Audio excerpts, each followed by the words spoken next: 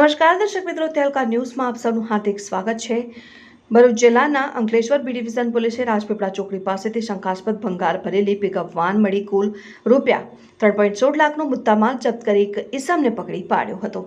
મળતી માહિતી અનુસાર અંકલેશ્વરની રાજપીપળા ચોકડી પાસે પિકઅપ વાન નંબર GJ16AW 5722માં શંકાસ્પદ ભંગાર ભરેલો છે। આ પિકઅપ વાન રાજપીપળા ચોકડી પાસે ઊભી છે, જેવી બાતમીના આધારે અંકલેશ્વર બી ડિવિઝન પોલીસે દરોડા પાડ્યા હતા। પોલીસે સ્થળ ઉપર પહોંચી બાતમીવાળી પિકઅપ વાનમાં તપાસ કરતા તેમાંથી ભંગારનો જથ્થો મળી આવ્યો હતો।